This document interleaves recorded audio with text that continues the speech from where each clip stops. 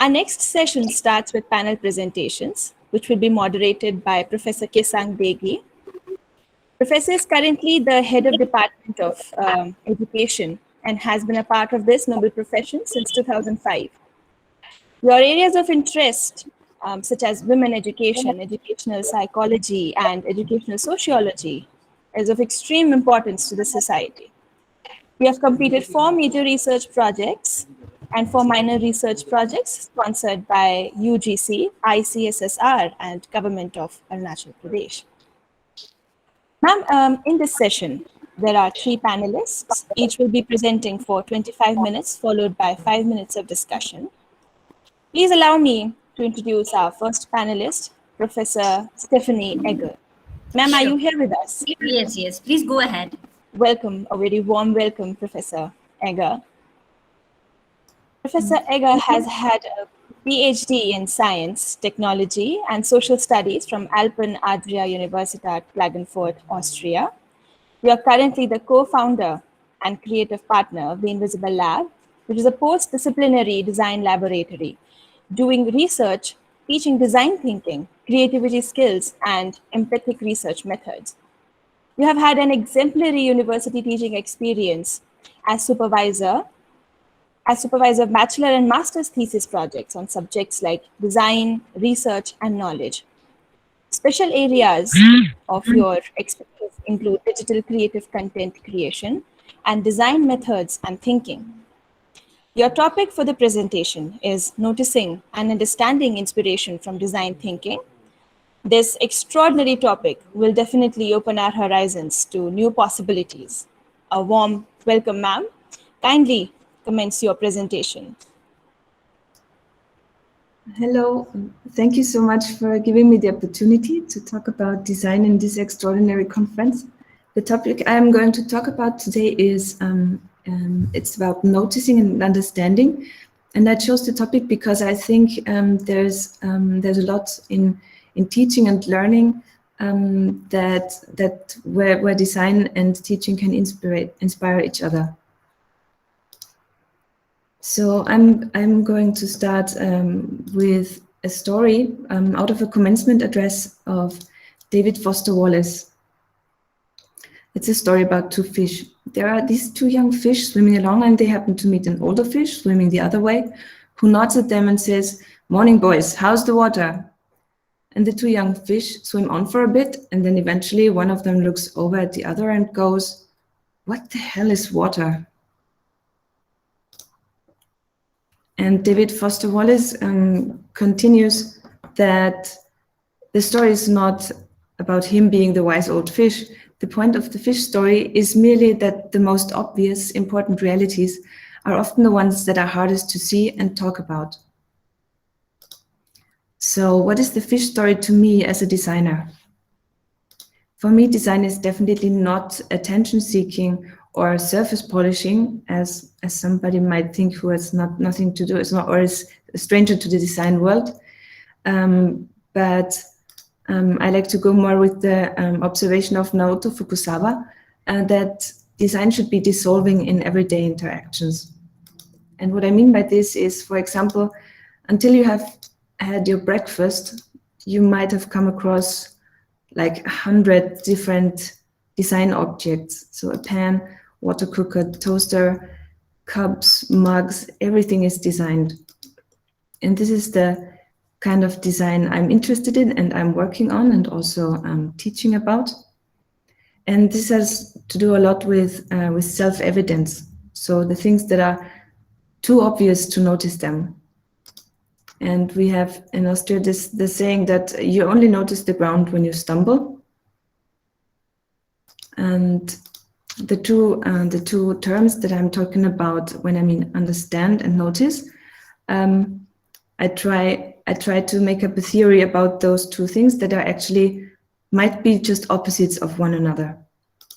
So, as you mentioned before, my field of research is basically the tacit knowledge and what it has to do with design, so that we can create intuitive interfaces and easily understandable things. So things that are easy to use. I had first studied industrial design, and afterwards I moved on to a PhD in science, technology, and society studies. So the thesis I'm going to state here is that understanding is the closing of the structure of tacit knowledge. I'm coming to the structure in a second. So understanding is the closing of the structure and to integrate. And noticing is actually the other way around. It's opening the very same structures that once led to understanding. So I have opened these circles now, and I'm trying to tell you about the concepts of tacit knowledge and a bit about my research. And afterwards, I will come back and close the circles again with noticing and understanding. So please bear with me. The two terms of tacit knowledge, as Michael Polanyi introduces them in his work of 1966, the tacit dimension. He says there are two terms. There is a distal term and a proximal term. He gives the example of recognizing a familiar face. And the fact that you can actually recognize the face is the distal term. It's the part of the meaning, the thing or concept that we recognize based on other things that we are not aware of. And this part of knowing, the distal term, is conscious and can be talked about and can be accessed. The proximal term is the part of the knowledge or the part of recognizing that you can't talk about. It's the single features which we rely upon in order to recognize the specific phase or concept. And the specifics that we rely upon to construct the meaning cannot be conscious. They always stay implicit. That's what Polanyi states. And I illustrated this to recapitalize it. So we have a proximal term of knowledge of kind of every kind of knowing that we have. It's the single features that we rely upon in order to notice the meaning. In this case, this is the person called Ella, and that we recognize Ella as the distal term of knowing, and the proximal term, like the very single features that we rely upon in order to recognize her, cannot be assessed consciously.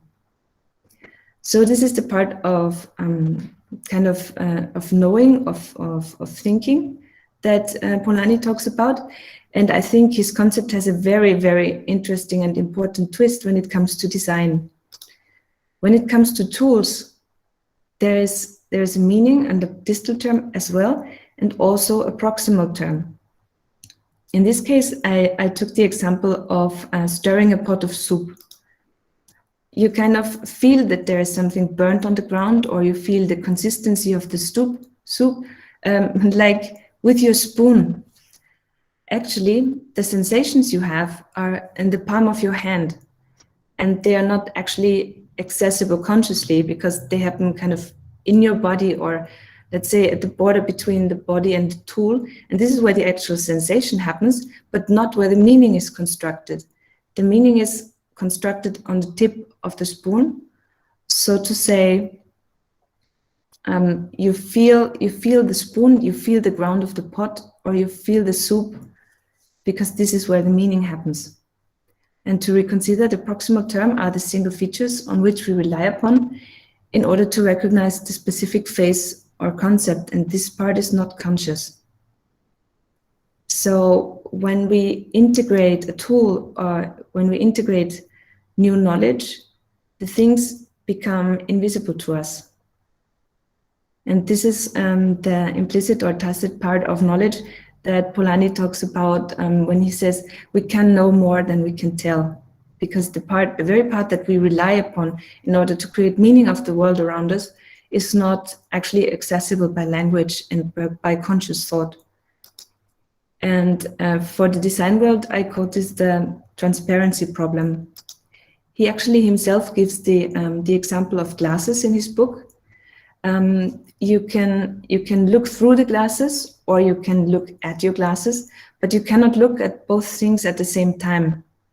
So I can either create glasses and look at the glasses very consciously and try to design it. Then I rely upon other things in order to create meaning that I have glasses in front of me. But as soon as I put them up, I integrate them like into my body or into the feeling of my body, and I can create meaning with everything behind my glasses.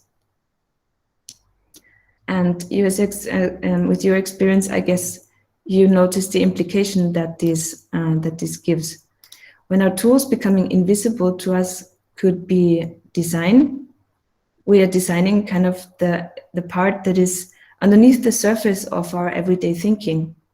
And I'll come in a second to how influencing the things around us are for our everyday interactions. And I might try to state that learning becoming invisible is kind of good teaching, but you're the experts here, so I'll probably roll back for a second. So, but what Polanyi says about learning and theories is that they are tools too. Knowledge we have integrated is also a proximal term. It's the attitude or the knowledge or the concepts we rely upon in order to create meaning or make sense of other new knowledge or new knowledge that we can access then. And he himself gives the example of letters and languages, because he was able to speak several languages. And he says in the morning when he went through his letters, he said, we are free to distinguish also between hearing a message and knowing what conveys it to us. Having just read a letter, I no longer knew in what language it was written, though I knew its contents precisely. While I read the letter, I was consciously aware both of its text and the meaning of the text, but my awareness of the text was merely instrumental to that of the meaning, so that the text was transparent in respect to its meaning. So when we actually understand something, it means that we are able to look through it onto something else. So when our own knowledge or our own concepts become invisible to us, we are able to look on it to the next. And I think a very, very fascinating question is, what happens in the very moment when we understand something? So the actual moment of integration. And I have an optical illusion for you. It looks like this. It might be just 3 meaningless hooks, right? And can you see some meaning behind it? Because if you can't see the meaning, you're actually concerned with the things in front of you. But I'm trying now to give you a hint so that these hooks can become your proximal terms, and you can look through the hooks on the meaning. Right? Probably you can see the capital letter E, like in, I don't know, elegance, for example, or eel.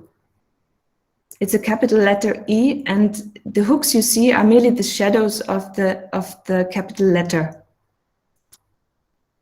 So if you could follow me, you might have just experienced a moment of integration. You understood something, and suddenly it's really, really difficult to go back to the meaningless letters, to go back to the meaningless hooks you saw in the first moments.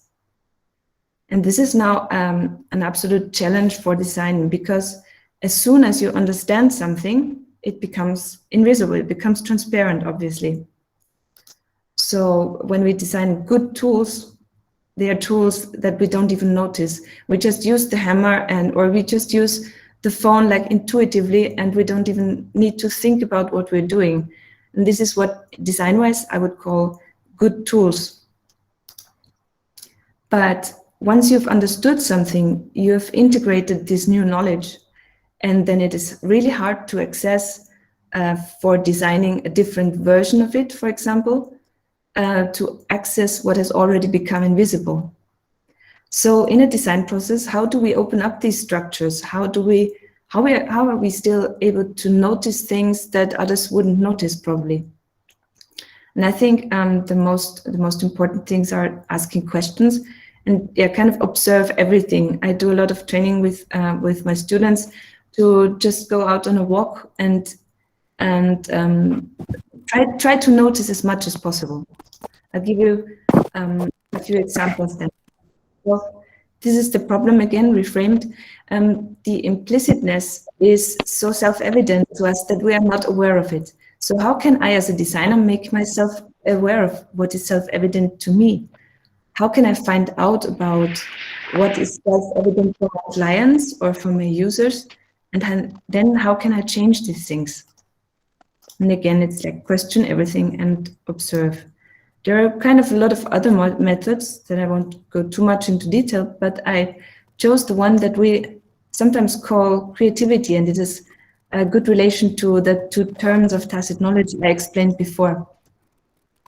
This is the stumbling on the ground. You only notice the ground when you stumble, kind of. By failing to do what we are familiar with, self-evident things, it means things we operate with on a level below conscious awareness, it can become explicit and thus accessible to us. And creativity in its essence can be described as a situational process in which experienced meanings change. So in this case, or in this narrative, when the implicit becomes explicit, as soon as we can grasp something, you could call this noticing. So I come again with the kind of opposite pair of understanding and noticing. As I stated in the beginning, and I tried to close with this, the first circle, understanding is kind of closing a structure and to integrate new knowledge. And noticing is actually the other way around. It's opening a structure that once led to an understanding and notice something new and seeing something old with new eyes or with fresh eyes. And this is, I think, an important art that we have to practice as designers especially, but I think it's also very inspiring for almost everyone, I guess. So I'm trying to close the second circle. For design, what is water? I started with the fish story, that the things that are hardest to talk about are the obvious things.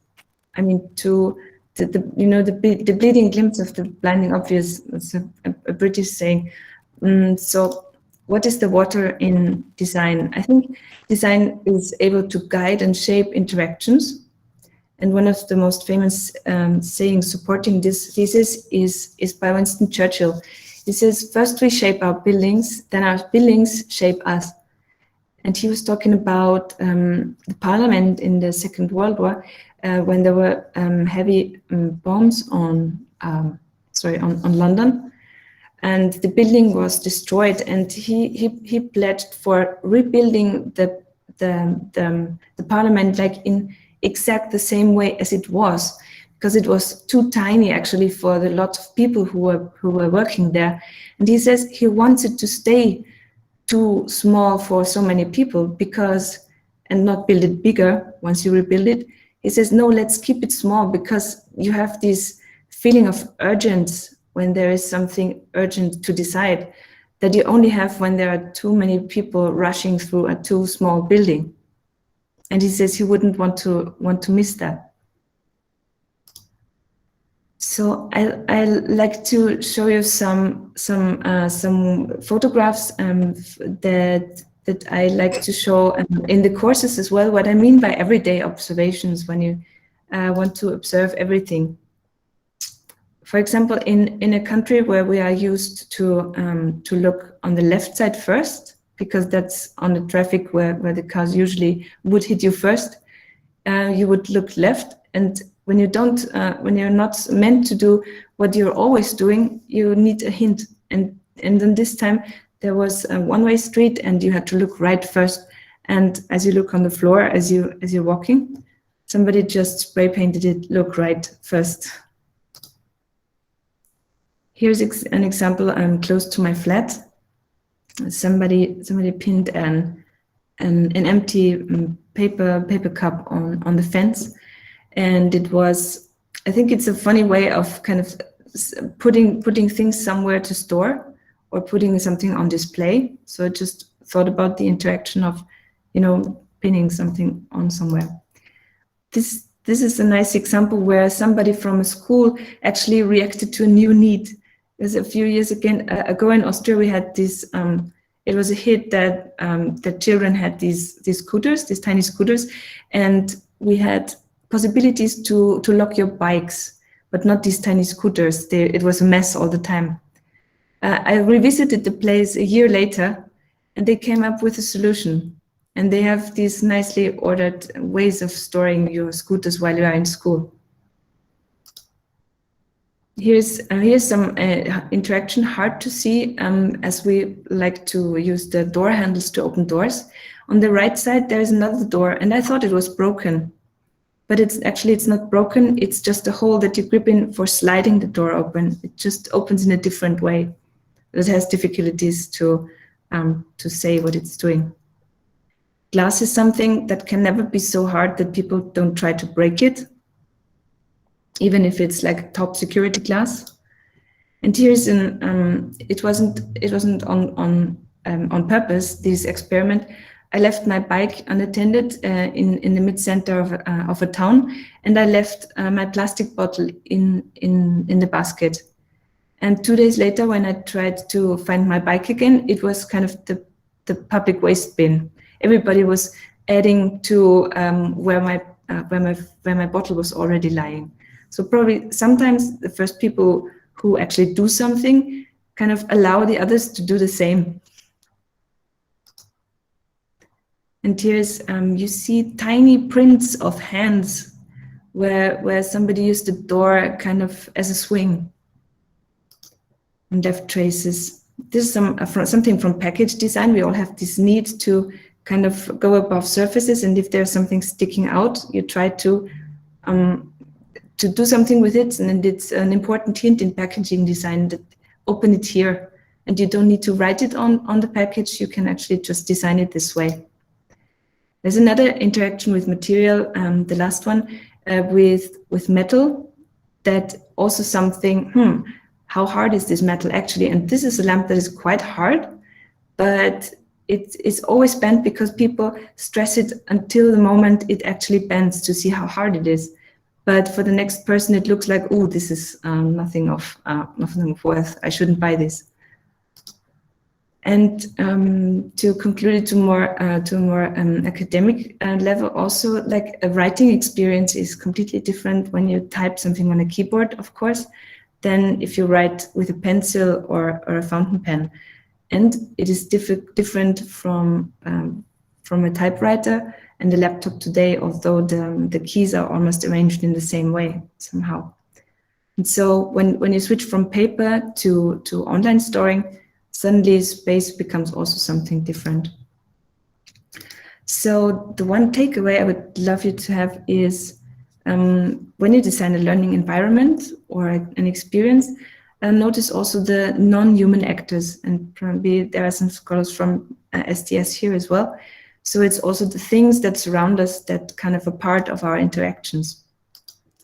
And maybe these stories can inspire you to notice how the things and spaces you teach in or study in, or the things you study with, shape your experiences and your interactions.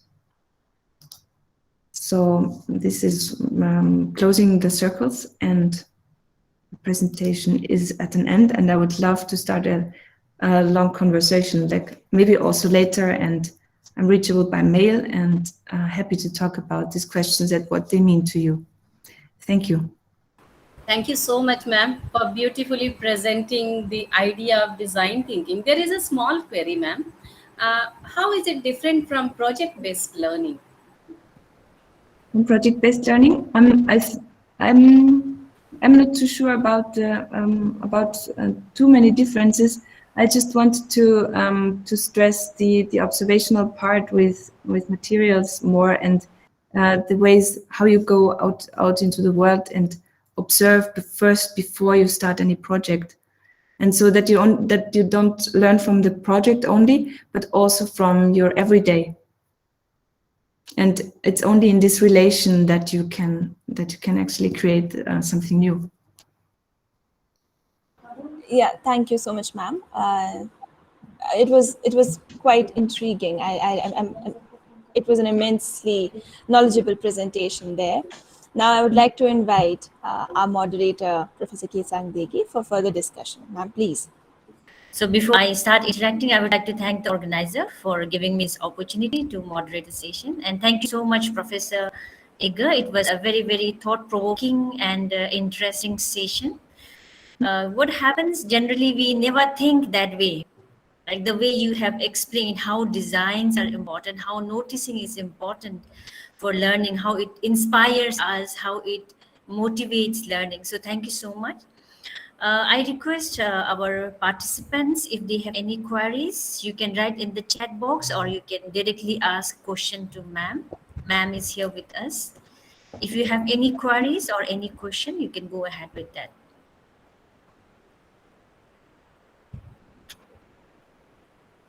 Okay, so I hope there is no queries. Thank you so much. Everyone is very clear what you have Hello. explained. Yeah. Please go ahead. Yeah. Uh, Very thanks to ma'am for wonderful presentation of this theme. Ma'am, may I want to one question? How can we differentiate between the strategic of this theme to the experiential learning? Does it is possible to the do in the classroom with the experiential learning, and how can we differentiate with the project method? I think I'm sorry, it was a bit hard to understand for me just acoustically, but I think you might have wondered how you can translate this into the classroom. Was it something in this direction? Yes. I want to know. And I think this is an excellent example because mostly the rooms that we use every day come completely invisible to us, and it's really hard to get on the level below, like counting colors in like how many green things or how many whatever things are there, and asking why actually is the paper bin like more beautiful than the tables, for example, because sometimes they are. And so noticing differences, or you see that, so kind of trying to shift context can help to see the most obvious, like right in front of you. And I think this could be a very important exercise, just right in any kind of classroom. Does this go in the direction of answering your question, hopefully? Thanks, ma'am. Very nice. Hello. Hello. Hello. Hello. Please go ahead. Hello. Yeah. Hi. Yeah. Madam, could you kindly give an example where you have applied this design learning in classroom teaching and learning? Yes, probably yes. Actually, with students, I have the problem, like in every course I start, when I ask them to get, please go out, take some photos, and try to see everything with fresh eyes. And this is the most difficult exercise there is, I guess, because people don't know what I'm thinking of when I asked him to do so.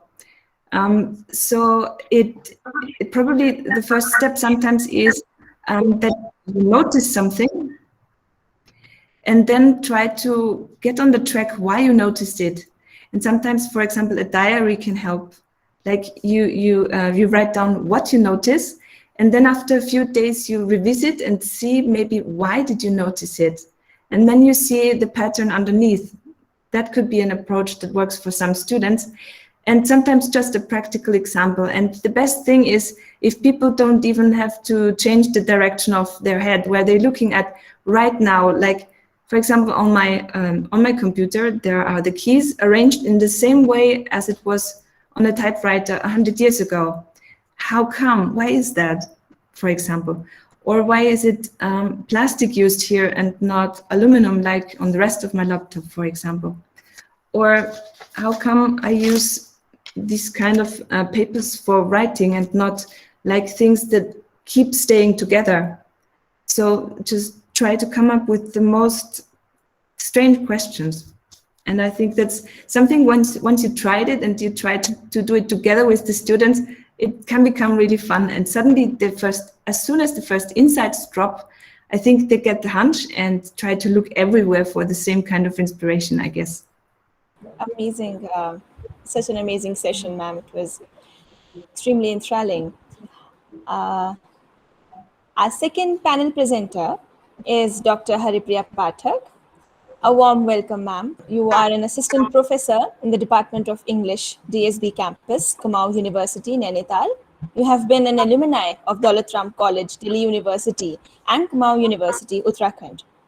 Along with gender studies, which is your area of specialization, your interest also lies in translation studies, cultural studies, and religious studies pertaining to gender. Dr. Pathak has more than a score of papers to her credit published in several national and international journals, including a recent paper on gender studies in the first issue of IDEA, an academic journal of London Centre of Interdisciplinary Research, LCIR, London, United Kingdom. Dr. Pathak had attended, presented, and chaired various national and international conferences or seminars held in and out of the country, which one of them being the pre-COVID offline conference in Johns Hopkins University in Maryland, United States of America. Dr. Haripriya Pathak has 2 edited books to her credit, one of which is on foundation courses in English language, published by Cambridge University Press, New Delhi.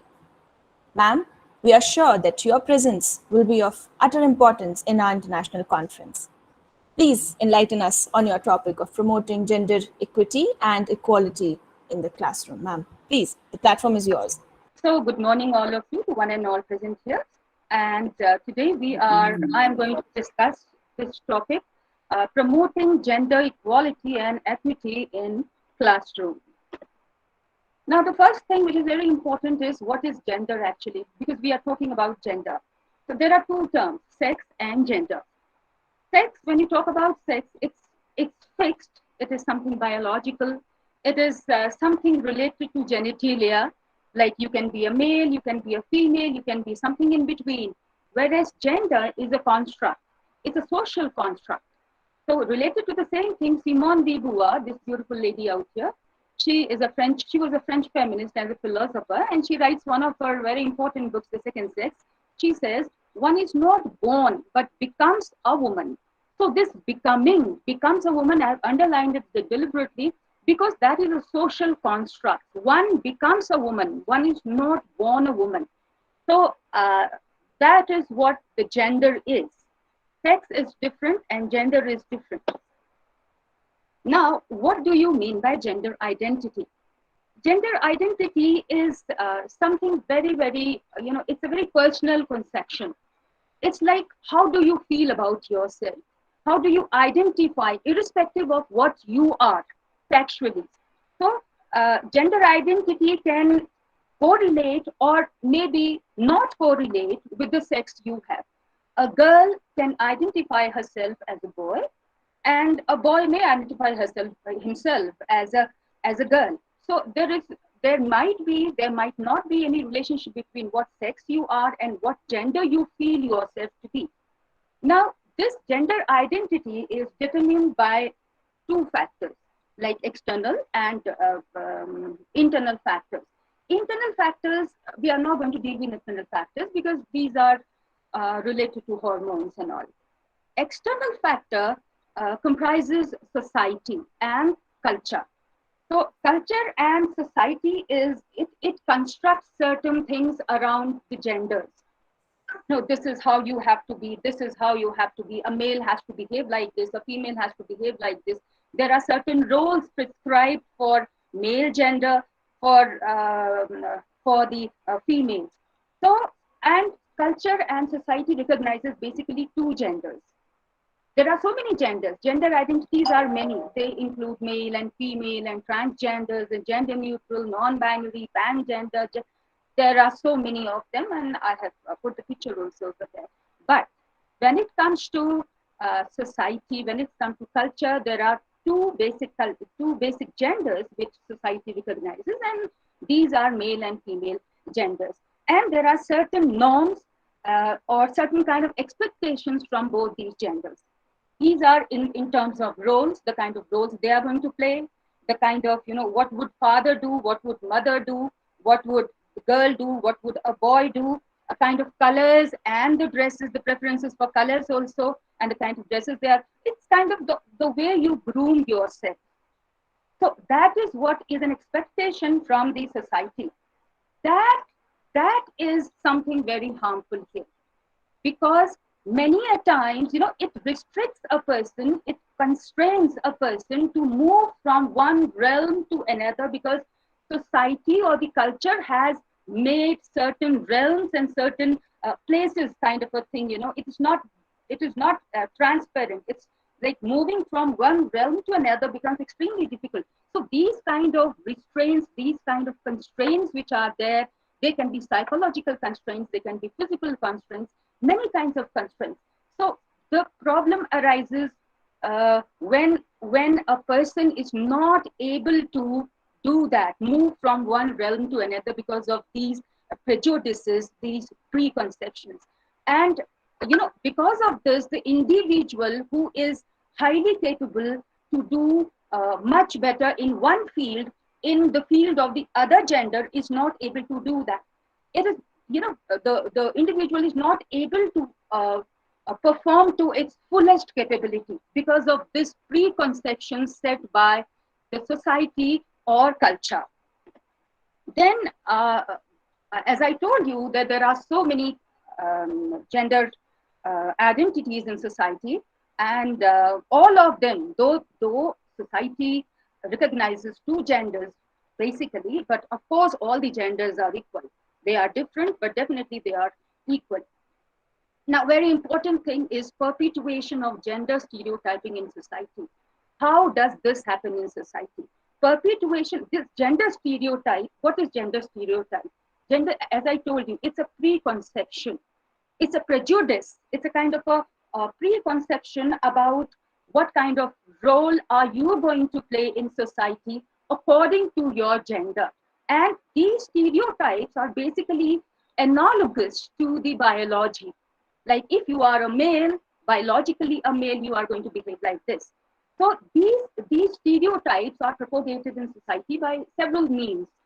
For example, family itself, you have films, you have magazines, you have newspapers, you have several institutions which propagate or perpetuate this kind of gender stereotyping.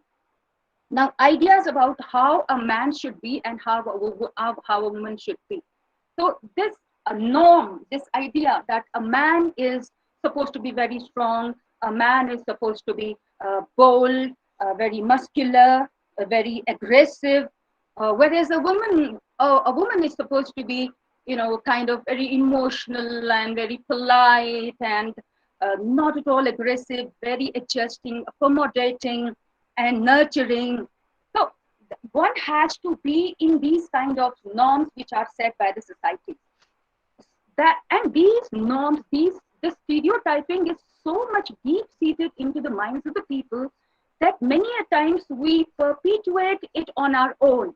We self perpetuate. We have internalized these things in such a great manner, that's so deep seated in our psyche, in our mind, that we just cannot get rid of them. Getting rid of them is extremely, extremely difficult. And of course, it is important to create a gender equal society. Now, here I have this gender stereotyping. It starts from the beginning itself. As soon as the child is born, and once you get to know that this is a baby child, or a boy child or a girl child, the whole dress and the whole thing goes accordingly. If there's a baby, if it is a female child or a baby, people will rush, for getting something pink for her, pink doll, pink cradle, pink dresses. And if it's a boy, pink color won't be there. It will be mostly blue or some other color, male colors. So colors are also stereotyped, right? So here so these are the gender roles, colors and dresses, behavior, language, games. Here the stereotype is present in these, like games also. For games also, girls will be given dolls, and parents believe that it is from the beginning only, whether the girl child doesn't. I never like to play with dolls, my mother says. So there must be many other people, but it is kind of there in your mind that if the girl child is born, she would be playing with the dolls. So all the dolls will be there, pink colored dolls, and the kind of language you are going to use for the baby girl will be different from the baby boy. So it's from the beginning only that you start this bias, this gender bias. So here you have, it's very clear here, there is a porous wall in between, and you have here this woman and this man. These are two realms. This is the woman's world. The woman's world is like domestic. She has to be at home painting and sewing, and she has to beautify herself wearing a tiara. She is the queen of her house. And here you see this, this is all, he can go out, he is doing all STEM subjects, all science and mathematics and all these tools, he's using the tools, his brain is work, so, and he is in blue. These kind of stereotypes are perpetuated continuously. These are being perpetuated. We don't understand, but they are being propagated in one way or other. And so, why do we need to get rid of these gender biases or these stereotypes? You know, the most important thing here is that we are human beings, and you know, a human being should get an opportunity. Every human being should get an opportunity to perform to its fullest ability.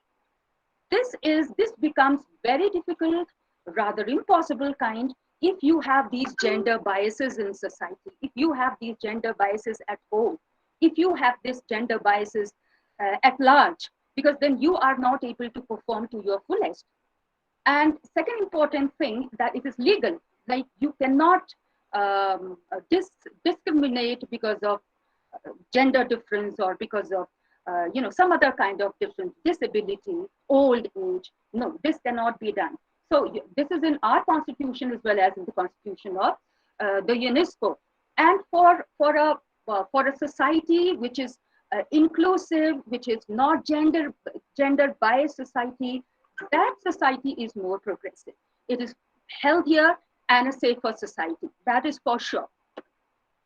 Now we come to our topic, classroom and gender equality.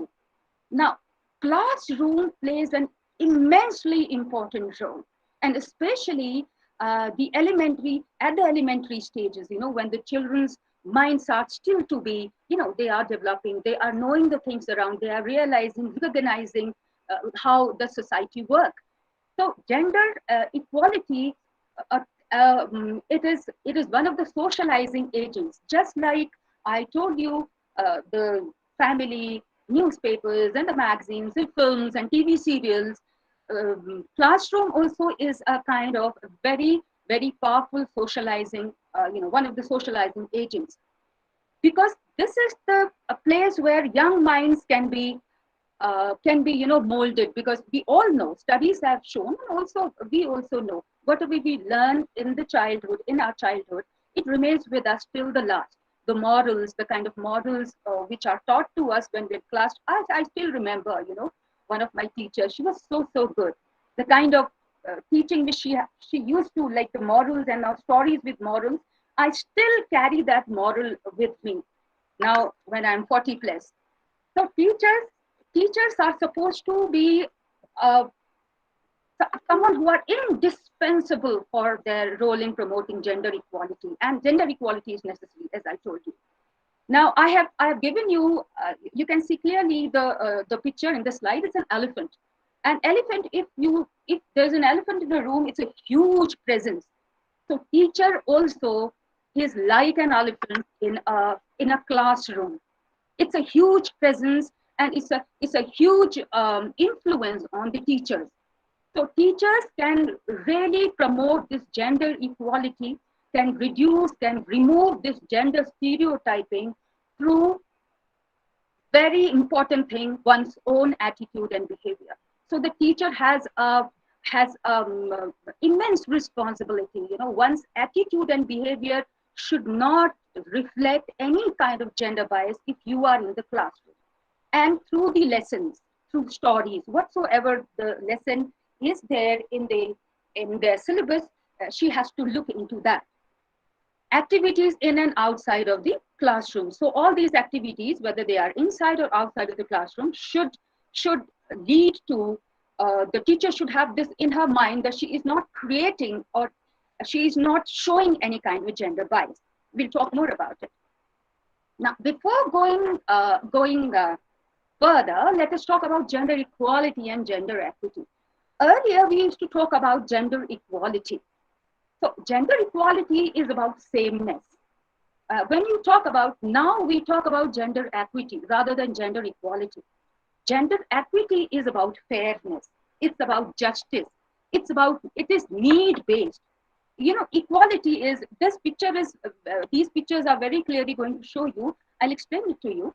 Now, see, there are two people. One is a tall guy, a tall boy, and there's a short girl, and there is a differently abled boy who is sitting in his wheelchair. Now, all of them, they want to see what is going on in the playground, but there's a wall. So they need to see across. What these people, what did they do? They gave them a box. They said, okay, fine, let us help you out and let us give you a box so that you can stand and see what is happening. So it's done. They have given one equal thing, one same thing to all of them. They have actually presupposed, there was a presumption that all of them are of the same kind and all of them are starting from the same place, of same plane. So here you go, here this man is able to see, this boy is very nicely able to see what is happening. This girl has to really raise herself up, has to struggle a bit to see what is going on. And this poor chap, the one who is sitting in the wheelchair, doesn't have anything to do with the box, because box is not going to help him. But equality has been done. I mean, all of them have been given the boxes to make use of. But this box is of no use for this person. Now, when equity comes into being, equity is about justice. Now, you see that this boy could have done without the box. There was no need for a box for him, so he's not given the box. The girl needs two boxes to see what is going on in the ground. And this boy, the one who is in wheelchair, he needed a ramp, and the ramp is given to him so that, you know, he can also enjoy whatever is happening in the playground. So gender equity is extremely, extremely important here. It is, the teacher has to be, you know, before creating gender equality, it is equity that he has to actually focus upon. He has to be sensitive, or she has to be caring, very sensitive, very conscious about this equity. It's need-based. Promote equity in the classroom. Now, when we say that equity is important, it is because, you know, we all don't start from the same plane. We have ancestral reasons, we have historical reasons, you know, we can be underprivileged. So the teacher needs to be looking into or taking lots of care for these kind of, it can be disabled people, it can be, you know, any kind of disability. So you have these kind of, here equity becomes necessary to promote these underprivileged children to perform to their fullest ability. So equity becomes very, very important for a teacher to be practicing it in the class. Look at the gender bias in school or the classrooms. Look at the expression of this boy, smirk, and the girl so disappointed. Now, the most important thing, gender bias in the classroom. Gender bias is a kind of inclination or kind of prejudice for one gender over another gender. So there are two very, very important means in the classroom through which this gender bias is perpetuated. You know, these kind of things are reinforced. You know, cultural constructs may be reinforced in the classroom, and they can be through main two means, or the sources of these gender biases can be the teacher herself. So through teacher, this gender bias is maybe it is perpetuated, it is constructed, this kind of construction is carried on by teachers themselves in the classroom through their attitude, behavior, language. It might be conscious or unconscious. Most of the times it is unconscious. So teacher herself can be responsible for such kind of an attitude. And the second source is through the text only, the lessons and the contents, content in those lessons, the pictures they are showing. So these two become extremely important. Now, whatever a teacher does or act plays a very important role. It creates a kind of impact on the psyche of those little students, because studies have shown that at home, like what your parents do is more important than what they think. They may think anything, but whatever they are doing and the children are witnessing, that becomes important. And in the classroom, the same thing is there. It is what teacher does, what the teacher shows through attitude, behavior, language, gestures, that becomes extremely important. Now, let us talk about how this kind of, gender bias. Okay, look at the picture here. It's a very beautiful picture. These pictures have been courtesy of one of my very good MA scholar, Nikita Negi. And thank you so much. I thank you, Nikita, for all these pictures which we are going to see. Some of the pictures.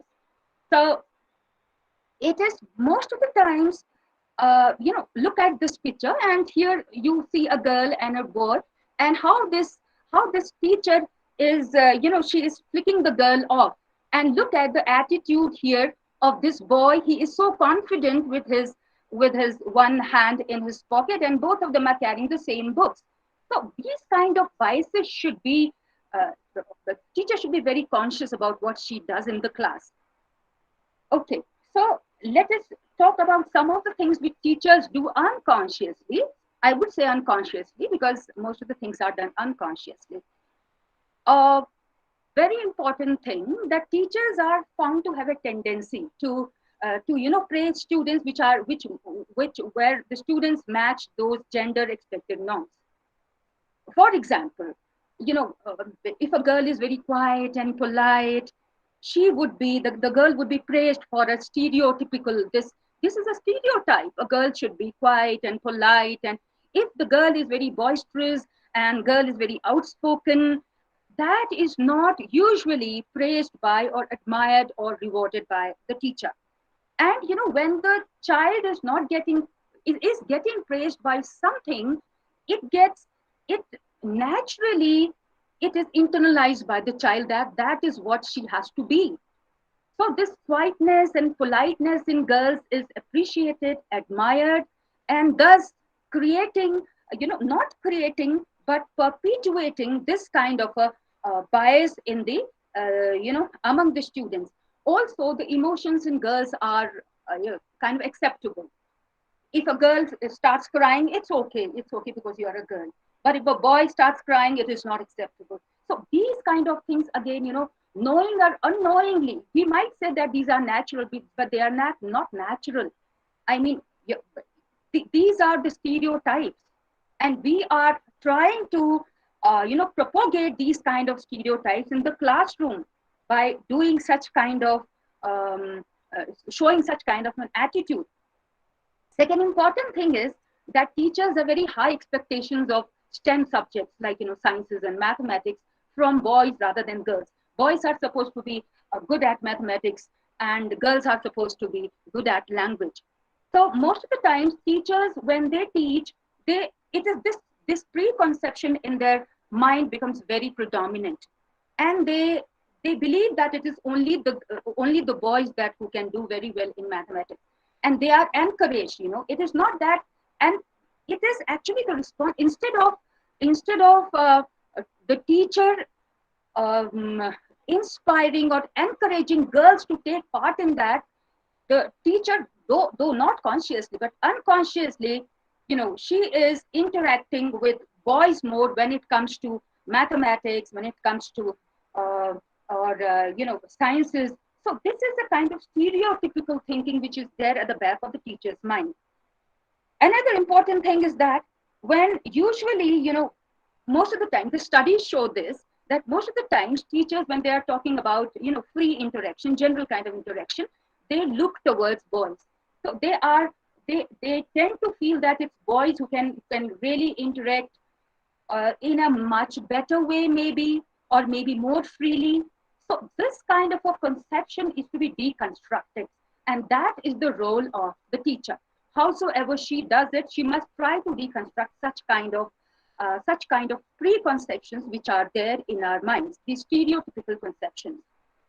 Another important thing is that teachers, when they are less likely to call the girl child for a leadership kind of a role. Suppose a kind of a drama or some kind of skit is going on, so they want the girls and the boys to do those stereotypical things. So that also has to be deconstructed. It is usually seen like this, that these kind of roles, these stereotypical roles are encouraged even when something is going on in the classroom, which should not be done. Excuse me. Yes. Excuse me, ma'am. I'm extremely sorry to interrupt you in midst of your wonderful presentation. It's a humble request if you could conclude in a few minutes, and Okay. henceforth, All right. we'll be All right. forward for the discussion. Right. So these are few things I wanted to talk about. And when you come to the text, lessons, and contents, you see that the pictures. So this is a kind of a gender bias. The girl is very curious and she wants to know from teacher. She has one of the questions, and the teacher says, "Oh, don't worry your pretty little head about such matters, sweetie." So a girl seems to be very discouraged. She doesn't not encourage. These are some of the pictures which were there in the text before. Now they have been changed, fortunately. Boys are policemen. So these are stereotypical things. Of course, girls and boys are equal, and the text shows the man going to the office and a lady cooking. This is an evening with Satya's family. I remember we also used to have chapters of this kind. This is Mr. Ashok, Mr. Gupta. He is going to the office. She is Mrs. This. She is in the kitchen. All those kind of things. This is the epitome of the stereotypical role. A woman in the kitchen, children looking at her, and they are also they know that this is what Ma does and that is what father does. So this is from Mumbai, from Bal Bharti. My student got it for me. This was in 2016, and fortunately things are changing. Fortunately, there have been, thanks to gender studies and women's studies, that these the sharing, both husband and wife sitting and doing domestic chores together. Policemen, woman has been shown as a policeman. And this is again a beautiful picture.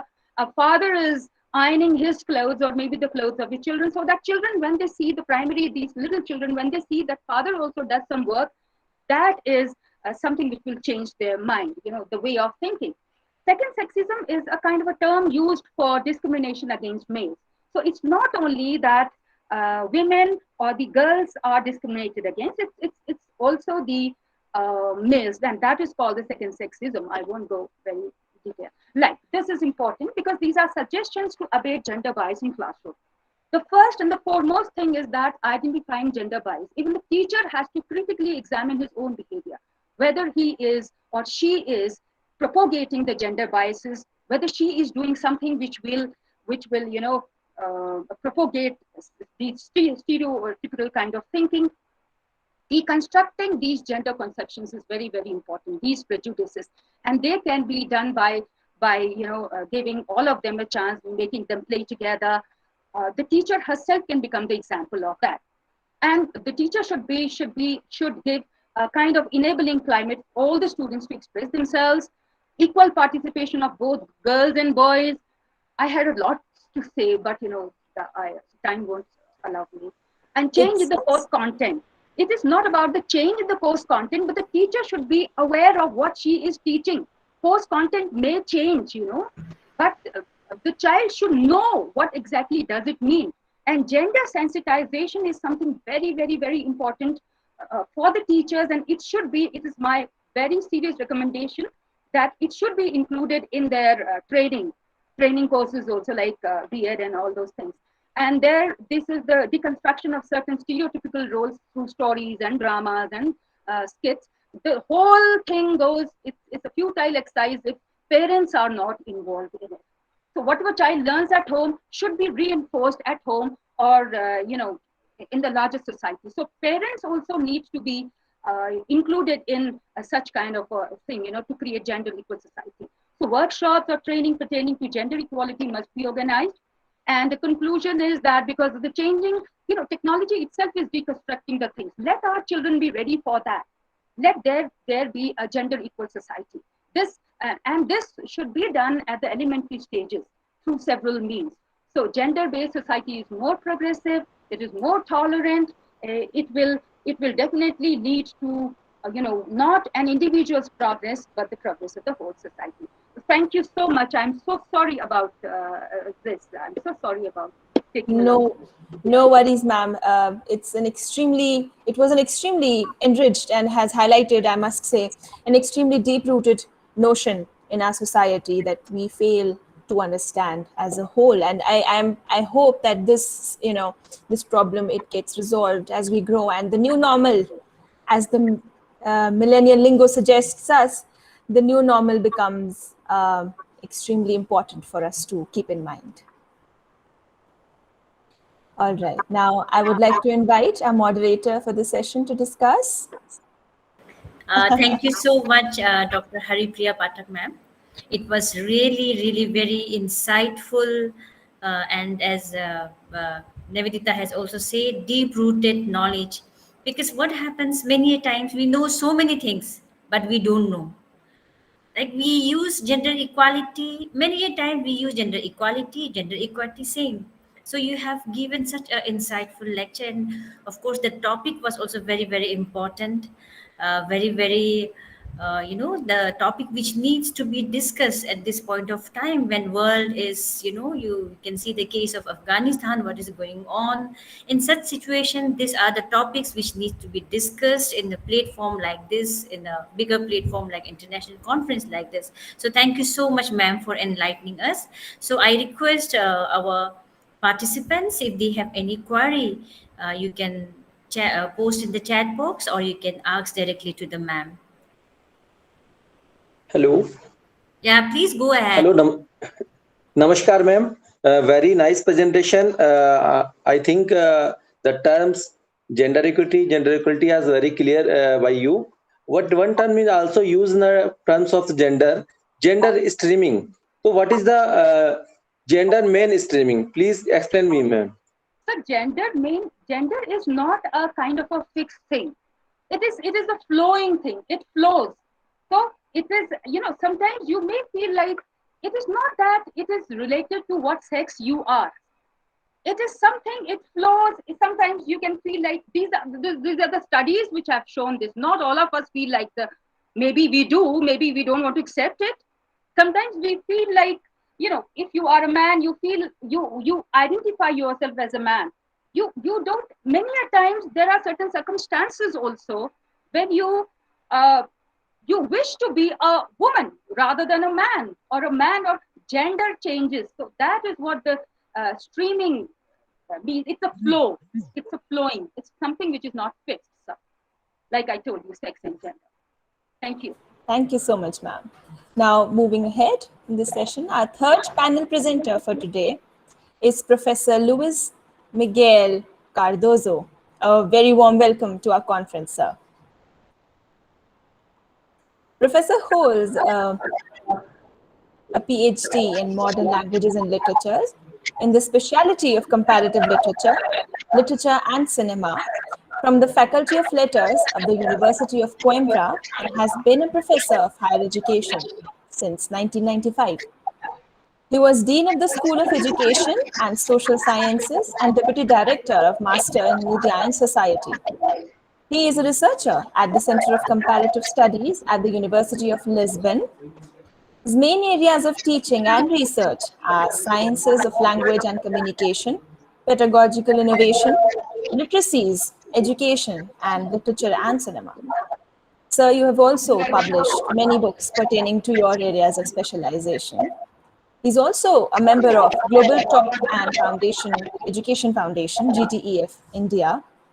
On this note, I would like to express a heartfelt welcome to our Professor Luis Miguel Cardozo.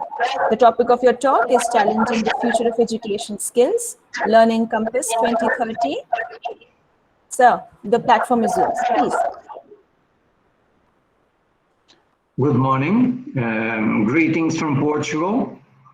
Greetings to our moderators, to our dear and esteemed colleagues and researchers and all the participants of this extraordinary conference. First of all, I would like to thank the kind invitation that was made from the organizing committee.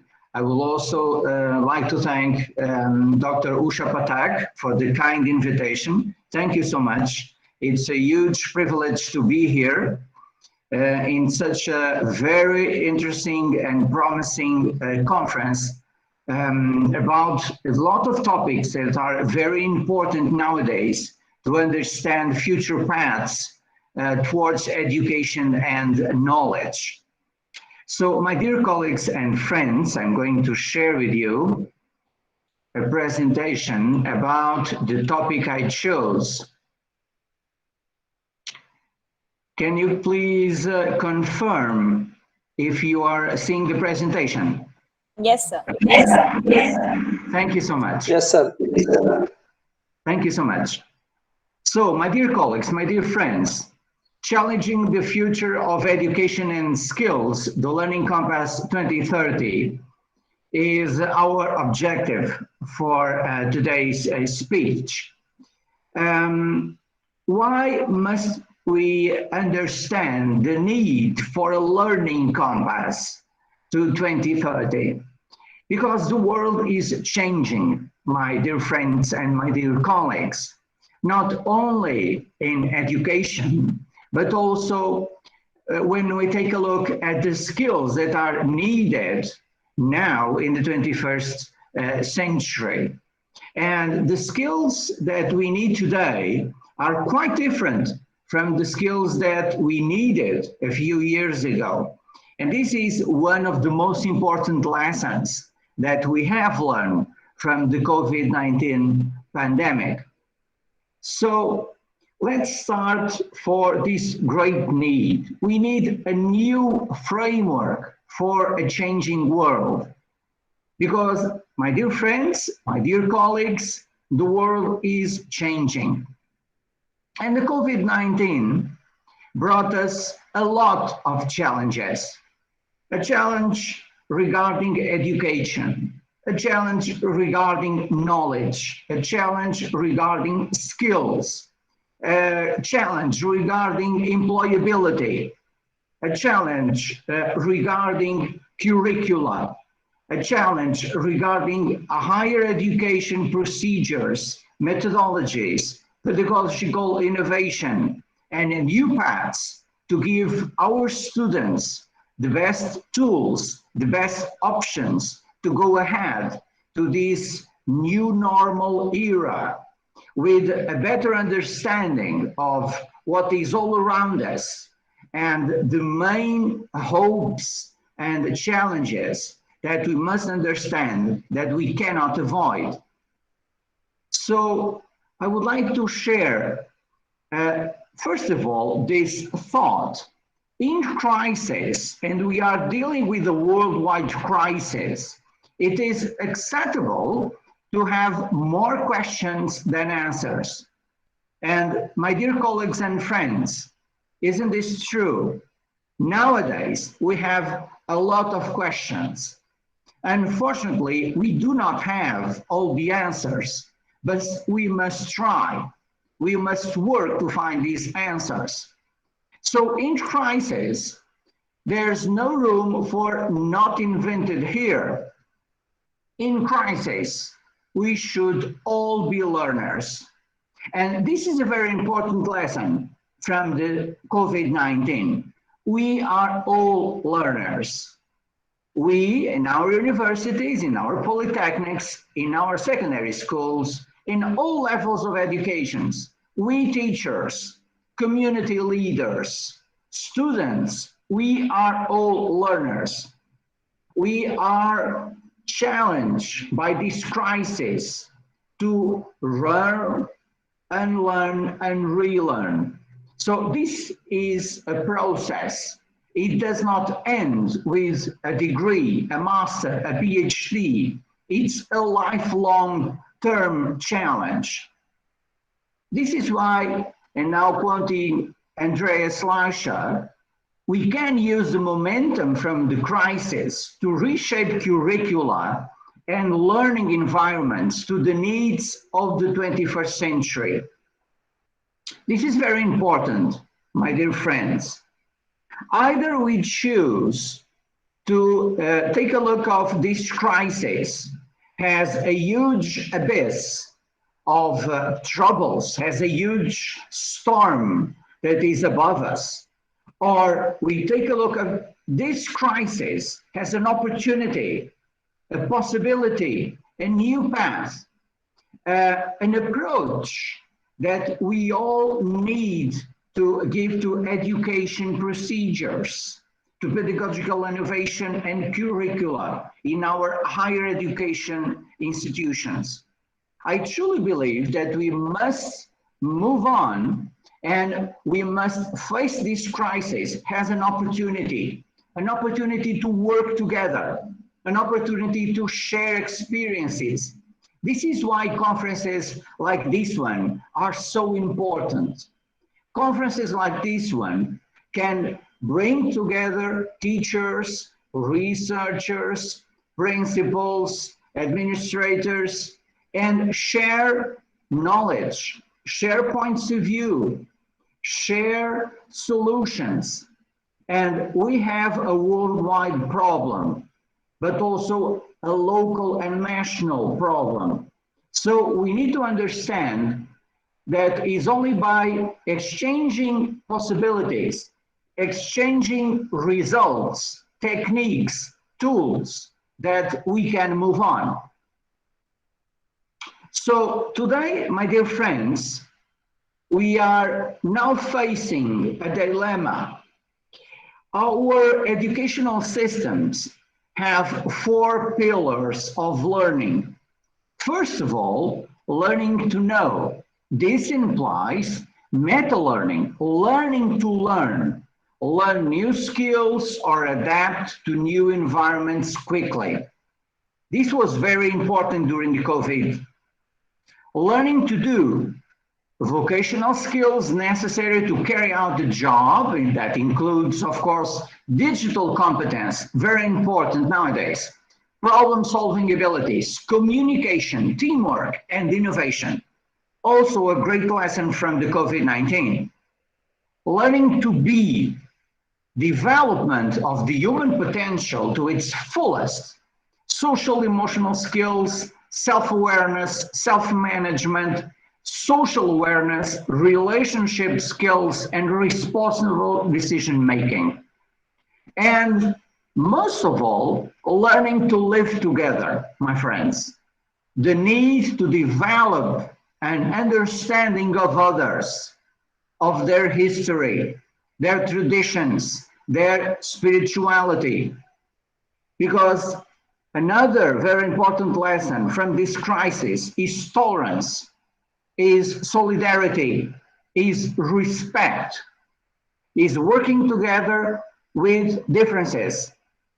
And tolerance means respect towards differences. And differences are not a problem. Differences can bring us together because sharing different points of view is an excellent way to overcome difficulties and find new answers. So now let's take a look of what has been changing from 2015 to 2020 about the most important skills. So in 2015, the #1 skill was complex problem solving.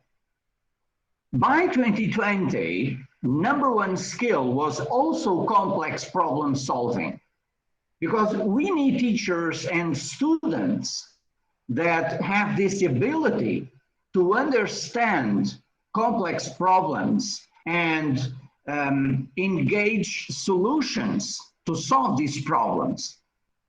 In 2015, the second most important skill was coordinating with others. Of course, this is very important in schools, in universities, in polytechnics. Nowadays, and from 2020 until today, The second most important skill is no longer coordinating with others, but critical thinking. So this means that soft skills are now very important for teachers and students. So in 2020, our top 10 skills include creativity, people management, coordinating with others, emotional intelligence, judgment and decision making, service orientation, negotiation, and cognitive flexibility. So when we compare the top 10 skills from 2015 to 2020, we have a lot of differences and some changes. So all this leads us to a very important question. What are the most important skills for the 21st century? So let us highlight three groups of skills. So how today's students can stay competitive in a changing job market is, of course, something that universities and polytechnics are taking as a big challenge to understand innovation in our curricula. So first of all, we have the learning skills that include critical thinking, creativity, collaboration, and communication. Then we have literacy skills that include information, media, and technology. And then we have life skills, very important, life skills, flexibility, leadership, initiative, productivity, social skills. So now we have three levels for our 21st century skills that must be connected with our curricula options to give our students the most flexible and the most powerful tools to engage the dilemmas and the problems that they will be facing with employability. And of course, when we talk about skills and digital skills, we connect our ideas and thoughts with income. So let's take a look about people with higher digital skills that earn more. And this is a study that belongs some years ago, between 2015 to 2019. And if we take a look at some basic skills like Oracle e-business, Suite financials, Microsoft development tools, Java, iOS stack, and so on and so on, what we understand is that digital skills are very important for the future of our students, of our professionals, because digital skills can give our students opportunities to earn more, to be more important in their communities, in their jobs, and to move on and to embrace, as I said before, the challenges of this constant vertigo of information, ICT, and internet platforms that we have today. So this all connects with curriculum and the need to approach curriculum in a new way. So this leads us to a couple of key ideas. So integrated and interdisciplinary curriculum, global classrooms. A classroom nowadays is no longer a closed classroom, it's an open classroom. Century skills, as we said before, relevant, rigorous, and real world. So our curricula must understand the challenges of the labor market, of employers' needs, of course, adapting to and creating personal and social change, and lifelong learning. So learning never stops, my friends. And project-based and research-driven. More and more students are the focus in our classrooms, and project-based and research-driven is absolutely vital for them. So our core educational systems are now student-centered, and this is a great opportunity to go ahead with major transformations in higher education. And technologies and multimedia, of course, can enhance all this. So this leads us to our main topic, the Learning Compass 2030. So what is the Learning Compass 2030, my dear colleagues and my dear friends? This is an opportunity that is being given to us all by the OECD.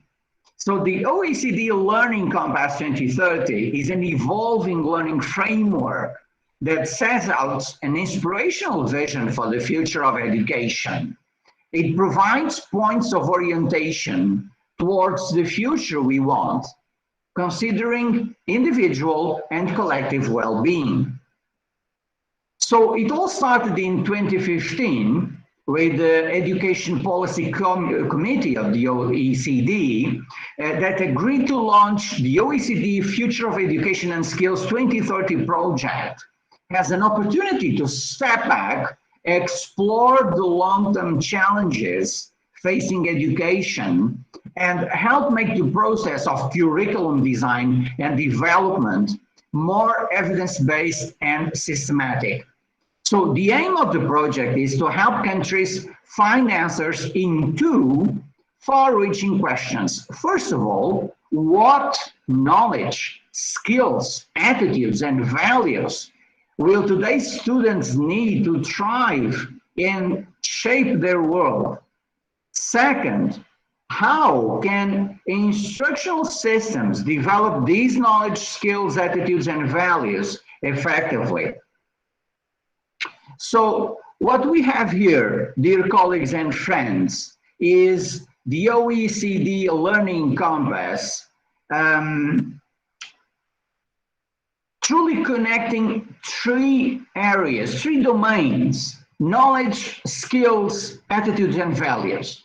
Of course, this is all through the basic need to understand the goal of well-being by 2030. So students will need to apply their knowledge in unknown and evolving circumstances.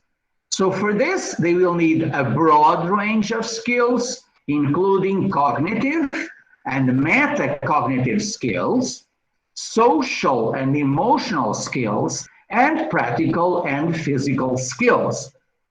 So as we saw before, the skills needed for the 21st century are changing, and the OECD Learning Compass highlights what are the most important skills that are required. So let's take a look at Future Work Skills 2020, according to the Learning Compass and according to the OECD. So we have some drivers: extreme longevity, rise of smart machines and systems, new media ecology, globally connected world, computational world, and superstructured organizations. And then we have key skills. Key skills like social intelligence and new media literacy. What this means is that we have to connect these drivers to the skills that are required to go ahead to make excellent professionals, and of course to prepare our students to be citizens that are active in their communities.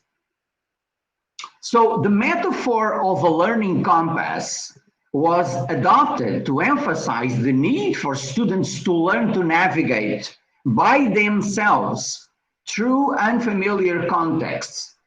So this is connected with the concept of student agency. And this is very important in the Learning Compass 2030. So the visual above, you can see a student holding a compass is a metaphor, is of course what truly represents the idea, the spirit of this report from the OECD. And this report is about the need to understand changes in our curriculum, in higher education, in universities, in polytechnics. Of course, the OECD Learning Compass 2030 is neither an assessment framework nor a curriculum framework. So what we have here with the OECD Learning Compass is, most of all, a learning framework. So we have a global framework that has a lot of guidelines, global guidelines, and then each and every country can understand what are the most important guidelines to go ahead with national needs, with local needs. This is why the OECD Learning Compass is great, because it's very flexible. So, most important 3 words of the Learning Compass 2030, my friends: learn, unlearn, and relearn. This all connects with the well-being 2030. So we need knowledge, skills, we need attitudes and values. This all brings us to competences. And then at the center of this procedure, we have the student. And the student is our focus. Let us not forget that we are all teachers because we want the best for our students. And the core foundations, according to the Learning Compass 2030, are literacy and numeracy, social and emotional, health, digital literacy, and data literacy. So all this connected can give student agency a huge elan to move onward to this great opportunity to connect, as I said before, knowledge, skills, attitudes, and values, and transform all this in competencies that we can share and give to our students. And this all leads to action. And we all require action. We all desire our students to be active as professionals, but also as citizens. And this is a key issue in the Learning Compass by the OECD, not only to prepare our students to be excellent professionals, but also to give them attitudes, values, to be active citizens. So the OECD framework is a lot about soft skills. And soft skills, as we understand them, are basic skills in this 21st century. And this is also highlighted by a report by Andreas Schleicher that is called Schools for 21st Century Learners: Strong Leaders, Confident Teachers, Innovative Approaches. So we need strong leaders to implement these changes. We need confident teachers. Teachers are absolutely vital for the success of our educational system. Teachers are true heroes and are being associated by our students as torchbearers of knowledge, by their inspirational actions, by courage, because they had and have courage during this COVID crisis. So teachers are the focus of the OECD framework to move on and to enhance all these challenges. And of course, for this, we need innovative approaches. So first of all, we need learning to learn opportunities. So teachers make learning central, encourage engagement, and be where learners come to understand themselves as learners. Ensure that learning is social and often collaborative. Are highly attuned to learners' motivations and the importance of emotions. Are acutely sensitive to individual differences, including in prior knowledge. Are demanding of each learner, but do not overload students with work. use assessments consistent with their aims, emphasizing formative feedback, promote horizontal connectedness across activities and subjects in and outside of school. And all this is connected with Schools for 21st Century Learners, the report that I'm quoting. Then we need, of course, pedagogical changes. All the participants develop the expertise, the attitudes and skills to engage in these forms of advanced teaching and learning. The organization and systemic structures and infrastructure, including technological infrastructure, permit innovative teaching and learning environments to flourish. New competencies and expert knowledge are acquired and shared collaboratively, horizontally as well as vertically within formal systems. Learning that takes place outside formal schooling is recognized, and the new partnerships and hybrids are created to allow this to happen. Students themselves are active partners in learning, and the broader climate and cultural support innovation. So now, my dear friends and my dear colleagues, we are now reaching our conclusions. So let's take a look at this study by the World Economic Forum. And the 2022 Skills Outlook brings us the skills that are growing and the skills that are declining. So skills that are growing: analytical thinking and innovation, active learning and learning strategies, creativity, originality and initiative, technology design and programming, critical thinking and analysis, complex problem solving, leadership and social influence, emotional intelligence, reasoning, problem solving and ideation, and systems analysis and evaluation. What is declining nowadays? Manual dexterity, endurance and precision, memory, verbal, auditory and spatial abilities, management of financial material resources, technology installation and maintenance, and so on and so on. So this does not mean that the skills that are declining are no longer needed, my friends. What we have here is a change of paradigm. So the paradigm of the 20th century is now being replaced by the paradigm of the 21st century.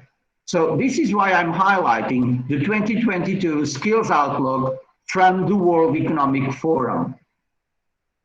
And I end this presentation quoting Alvin Toffler: "The illiterate of the 21st century will not be those who cannot read and write, but those who cannot learn, unlearn, and relearn."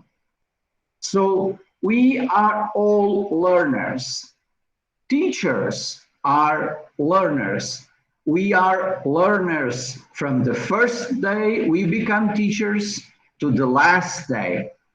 We are always learning because we must be up to date with knowledge, with skills to give our students the best they deserve to go ahead in their professional needs.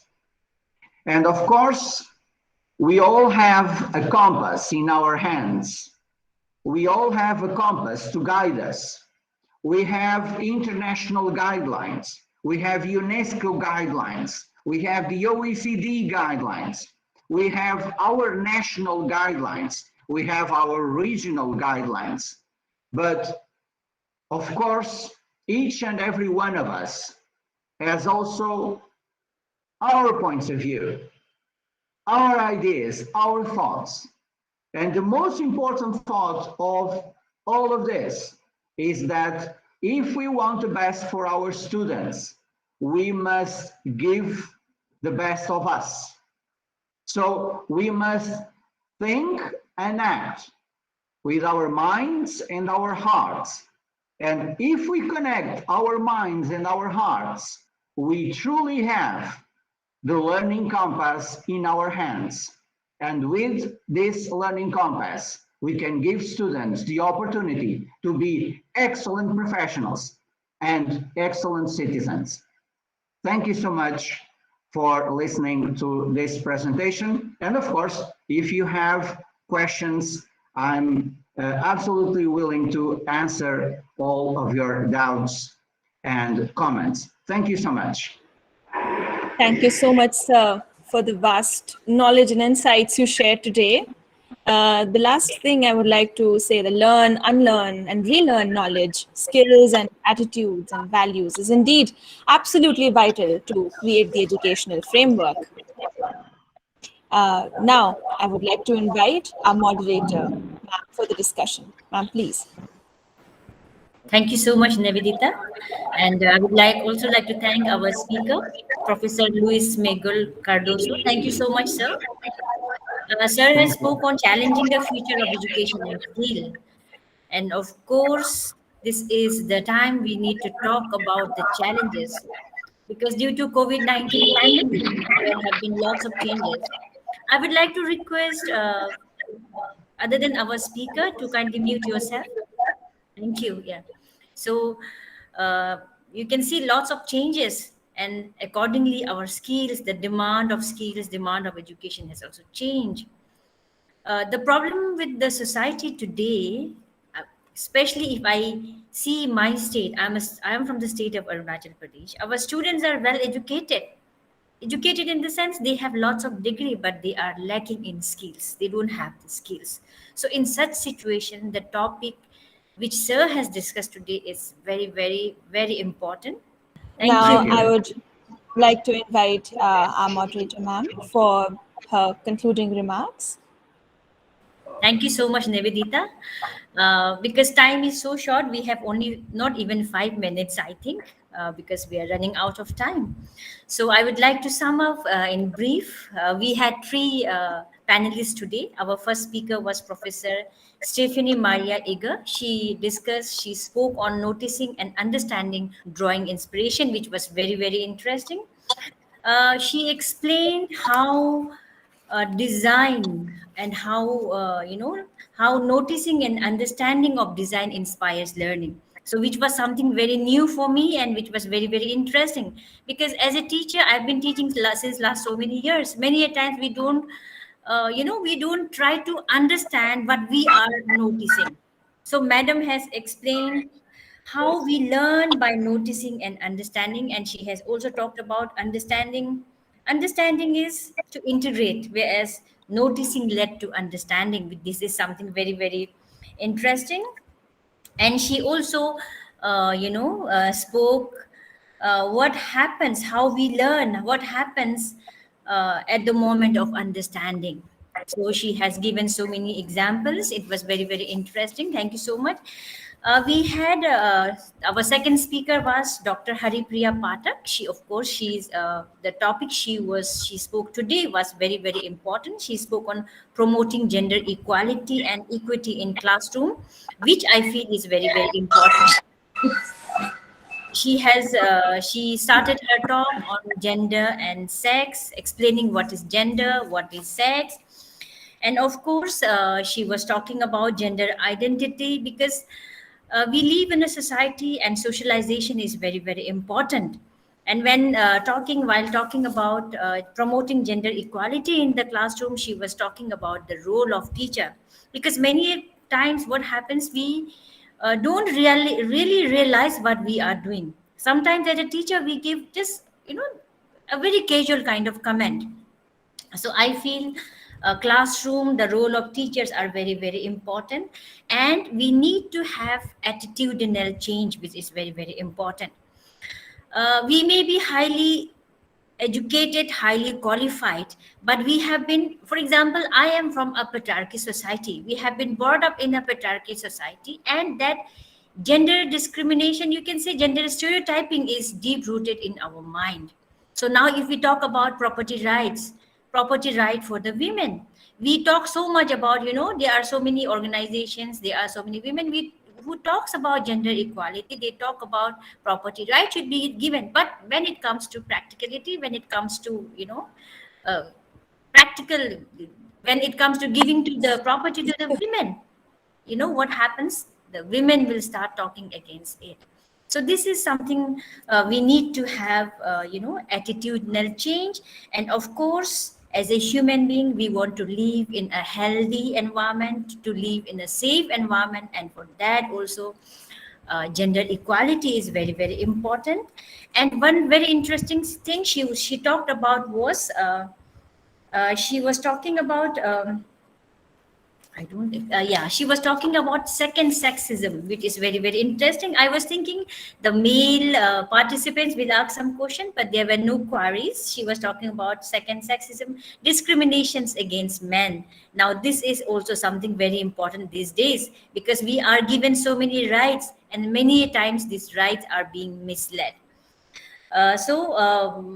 She was also talking about gender sensitization, role of parents. All these things are very important. Thank you so much. And we had our last speaker, Professor Luis. Thank you so much, sir, for talking a very relevant topic, that is challenging the future of education and skill, the Learning Compass 2030. We do agree world is changing. We need different skills. And due to COVID-19 pandemic, as you can say, many things has changed. The education system has been changed. We had to take our classes online, and we can also see the positive side of COVID-19. Because of COVID-19, so many people who are technologically illiterate, they are learning how to use technology in the classroom. We never thought I will be interacting with you from I'll be interacting with the people from across the world virtually. So this was possible because of technology, and this change has been brought, so accordingly there is a need, there is a demand for new skills, there is a Yes. demand for new education. Yeah, I'm sorry, Nivedita. Okay. I am so sorry that I only pop up when the time is about to go out. I'm really, really sorry, but Yeah, it's we are, okay. So yeah, yeah, we are yeah. I'll just compelled. wind up. Yeah, yeah. I'll just wind up. So thank you so much. I was very interested as Sir was talking about 4 pillars of learning, because since now I don't have time to talk about 4 pillars of learning, which was very very interesting. And last I would Absolutely. like to add here is the most important skills for 21st century, which sir was talking about, is learning skills, literacy skills, and life skills, which are very very important. So curriculum also, of course there are many things which I like, but since we don't have time, I'll be interacting with our speakers later. So anyway, thank you so much, all our speakers. And thank you to the organizers, Madam Usha Pathak, and the SEAM, Dr. Sashi Kumar, for giving the opportunity to moderate Thank this. you so much, ma'am, for moderating Thank you, wonderfully. ma'am. Thank you. Thank you so much, Thank you, ma'am. everyone. Thank you. Thank you, ma'am. Thank you so Thank much, you ma'am. so much. Thank you, ma'am. Okay, so I mean, thank you so much, every panel presenter, and we were absolutely enthralled by the presentations.